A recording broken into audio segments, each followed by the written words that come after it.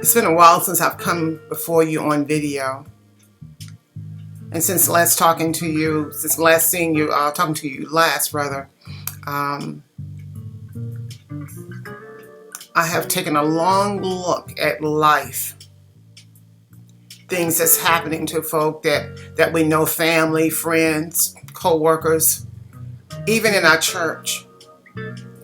Thinking about games that people play, jeopardizing a person's sanity. You see, in life, we're going to have ups and downs.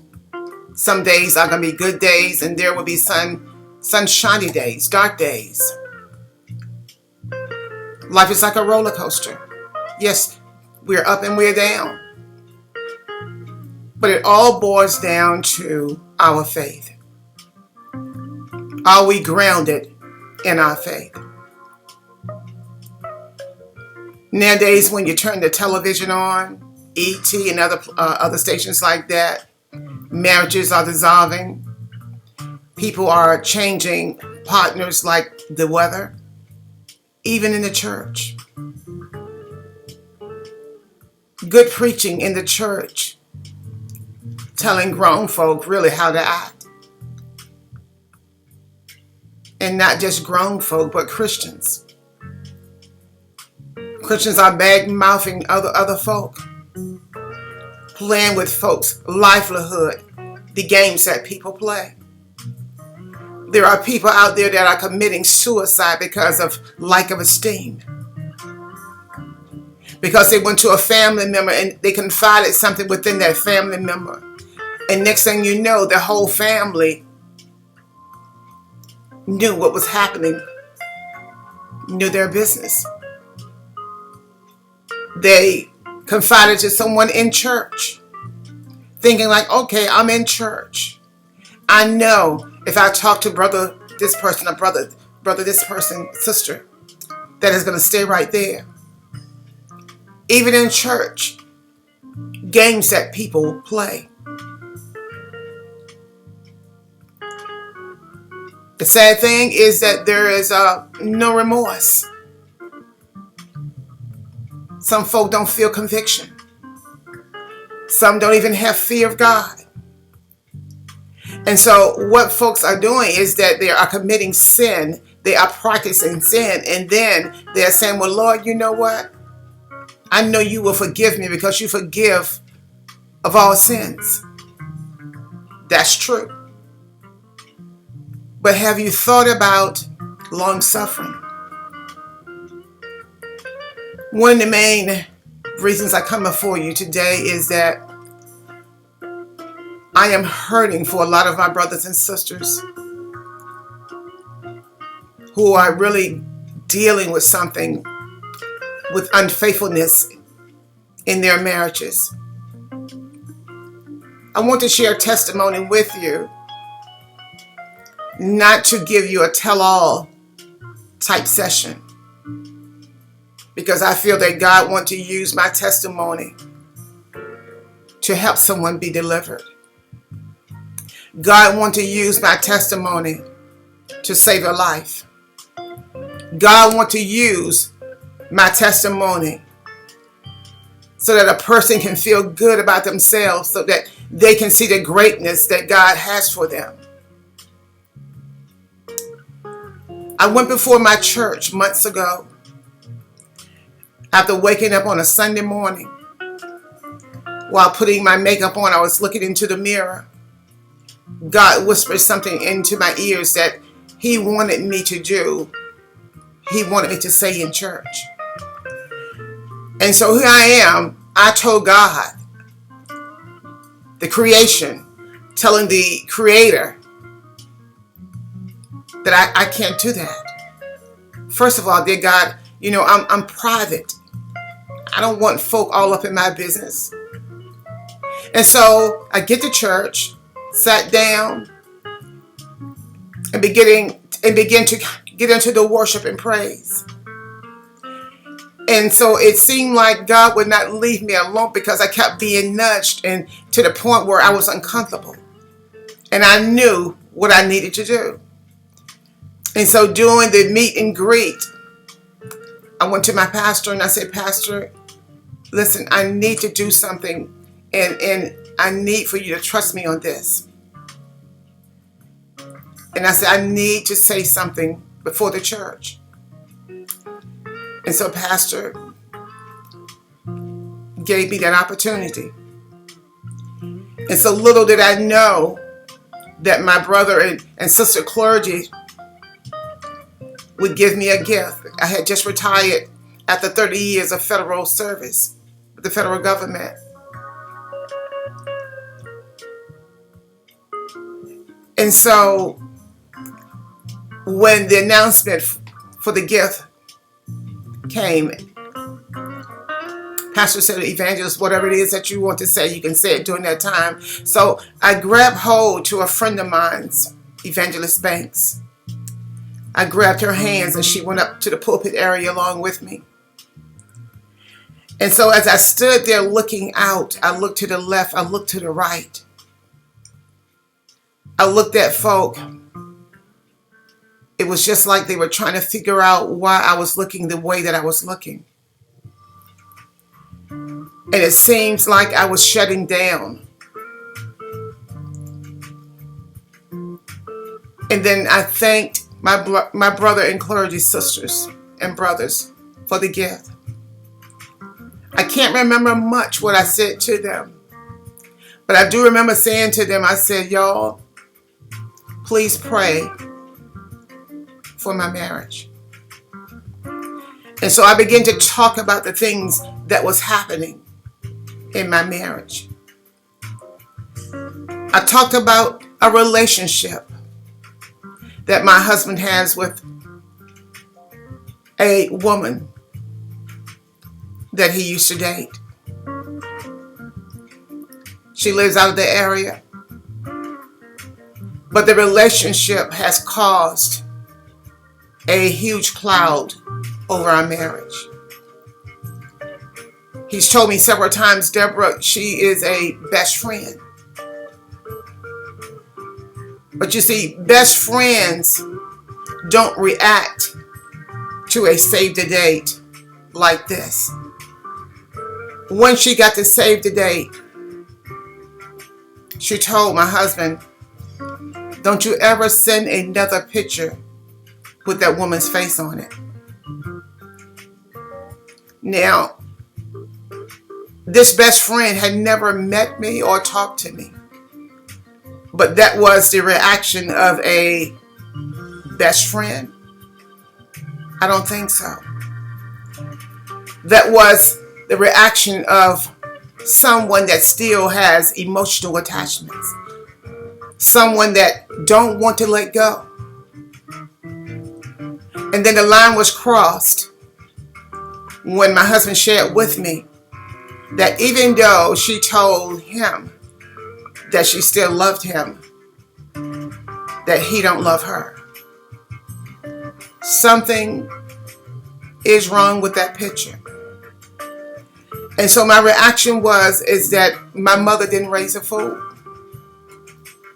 My reaction is, how dare my life was interrupted with dishonesty.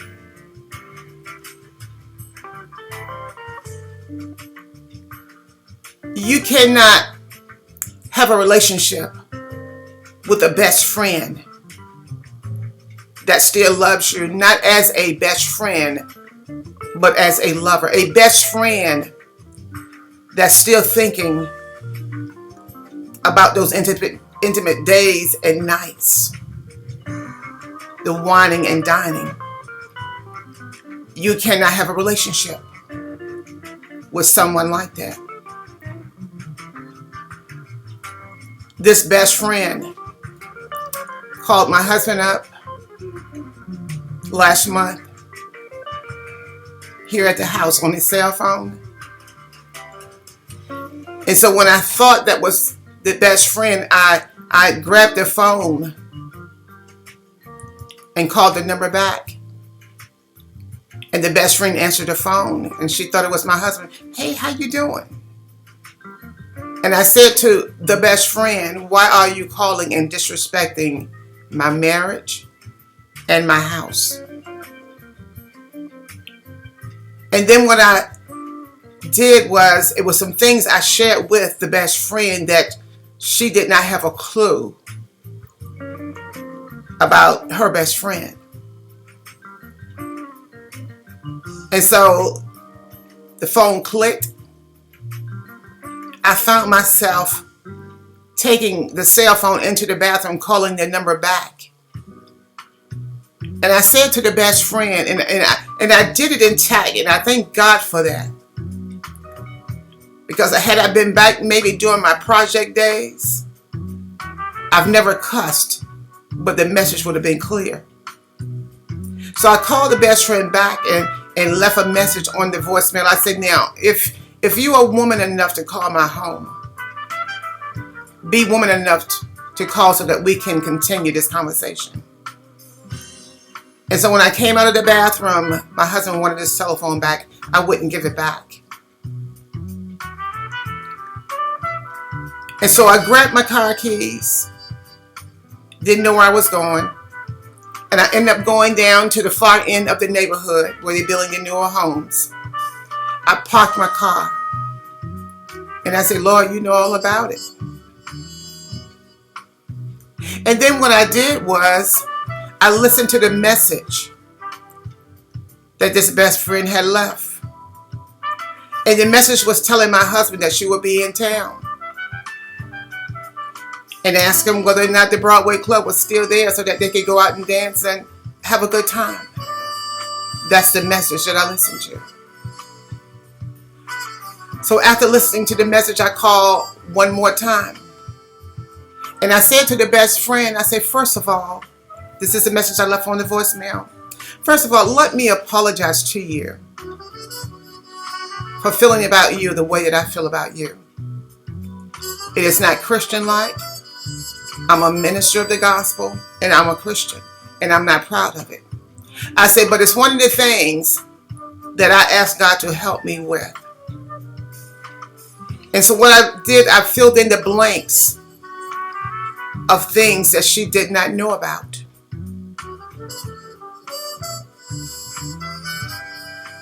And probably to her surprise, when she listened to my message, I don't know what happened.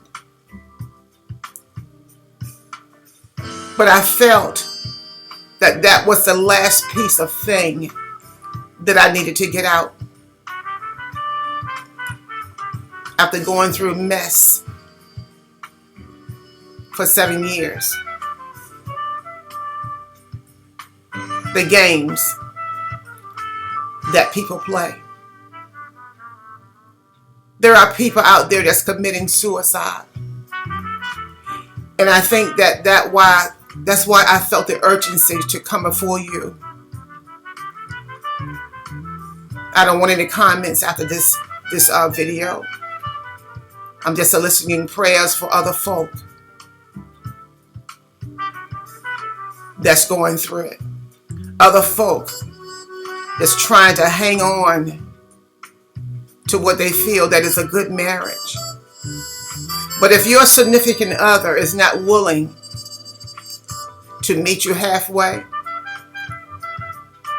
you need to start making some plans. Ask God for out. A friend of mine that lives in New Orleans, who's a minister, I talked with him in great detail. And he said to me, Deborah, pray and ask God for out.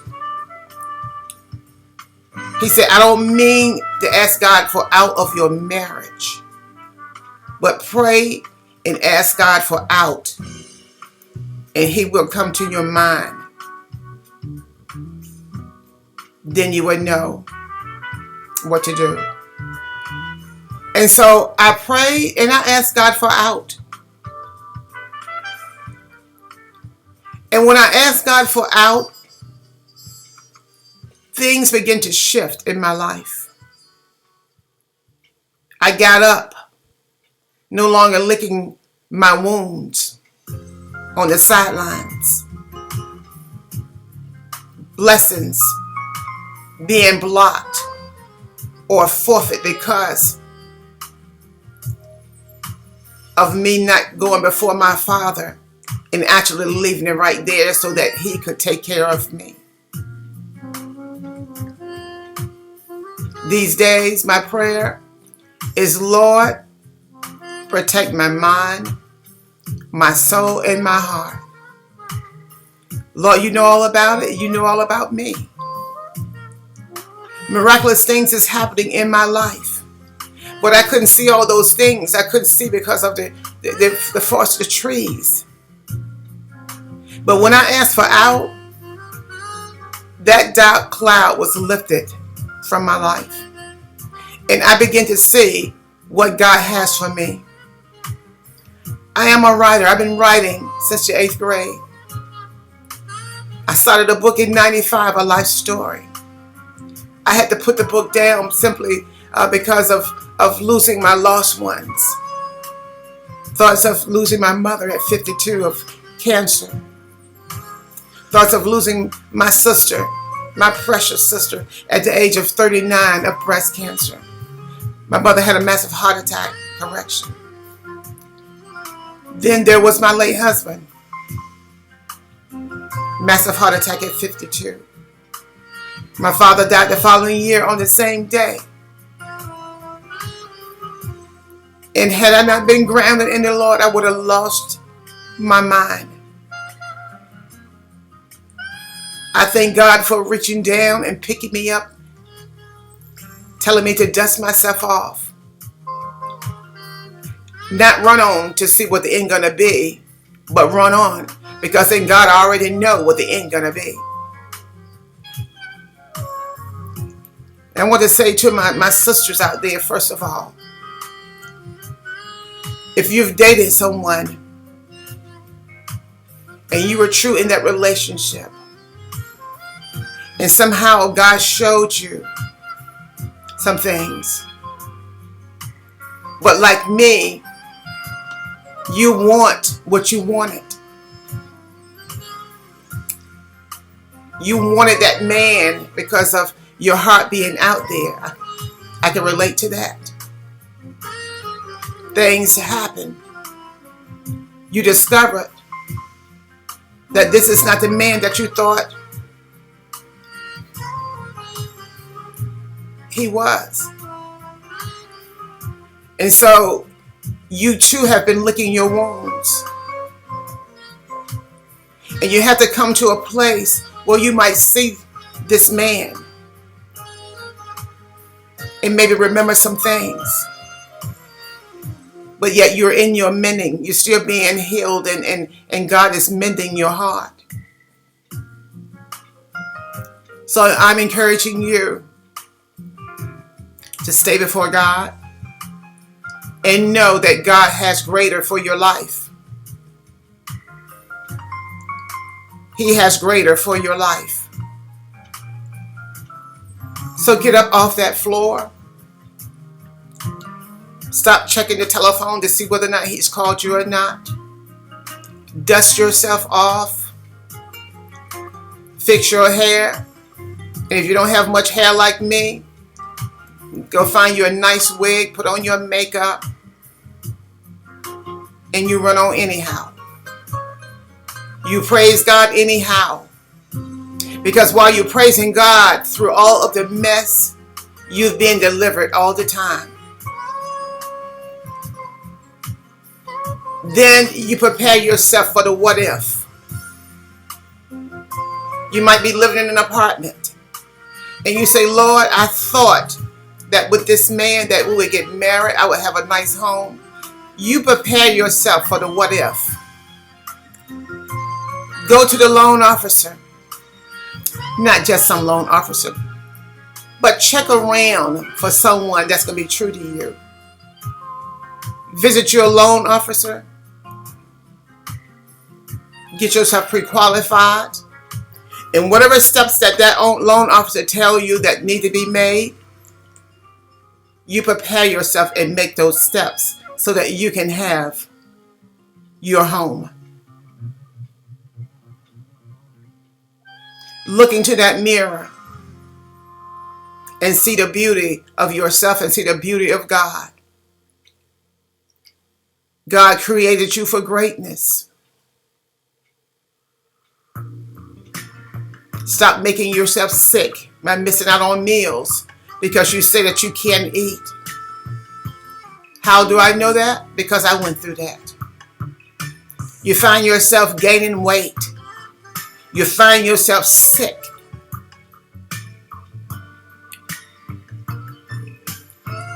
And probably maybe doing conversations. Instead of telling someone I've been going through it or I'm going through it, change the words to a positive. I am coming through it, not going through it. Because when you say that you are going through it, that has a negative tone. But when you say that I'm coming through it, you have already been delivered. How do I know?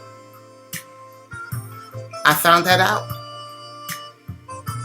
Sometimes we find out things the hard way. To that man, you thought this woman was for you. You may have won, done, gave her flowers, taken her out for dinner and all.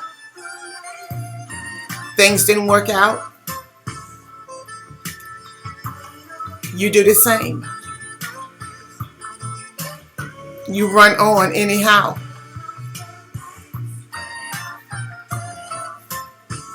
And so my brothers and sisters, it's time to stop killing people with your mouths.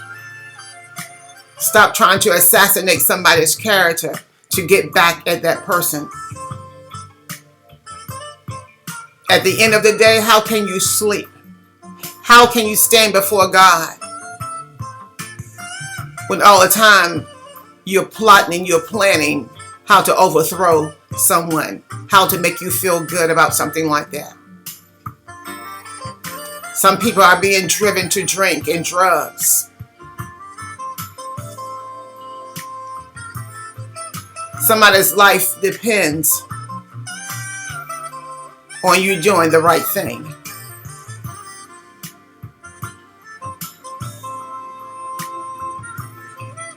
God is tired of being sick and tired.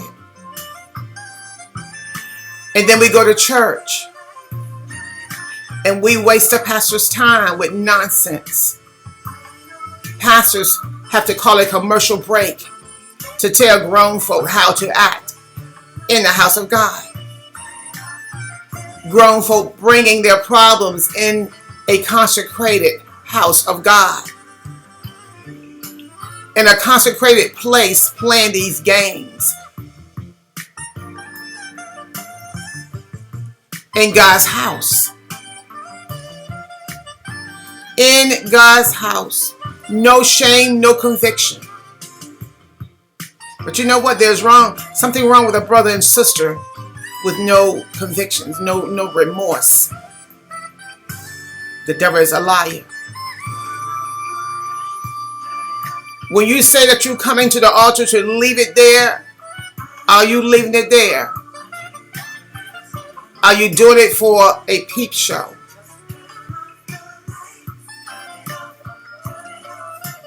Women, stop respecting yourself.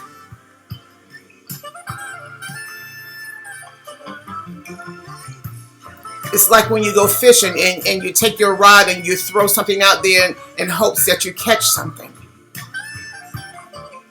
But if you're in church to give a peep show only, a peep show of what you got on, exposing your thighs, your legs, and your boobs, your cup size, you better than that.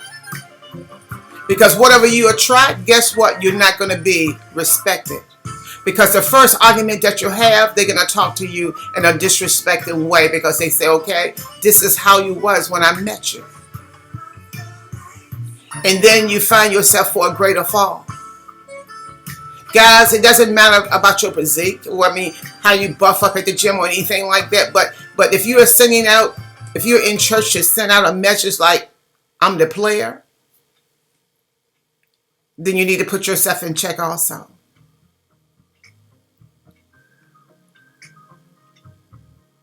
God knows your heart and He knows your desires.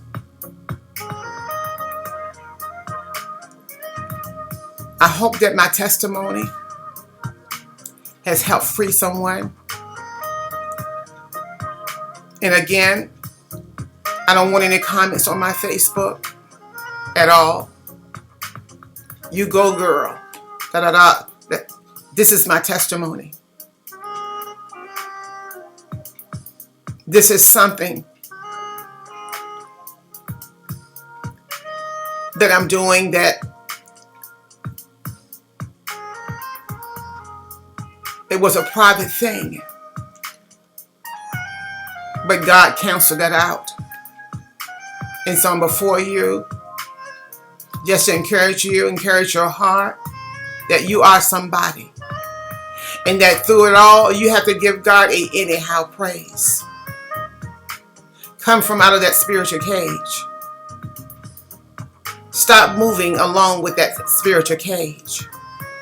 You've been in that cage so long that you think you belong in there. You think that there's no way for out. Ask God for out and come out of that spiritual cage. And be the great woman or man that God say that you are. Encourage someone today, a family member or a friend or what have you. Encourage them today, not to just get up all in their business, but when you know that people, when you know what they're coming through, encourage them. Pick up the phone, if no more than just to say, you know what, I love you from the bottom of my heart. Don't tell them that you're going to be there for them if you don't have any intent on being there for them.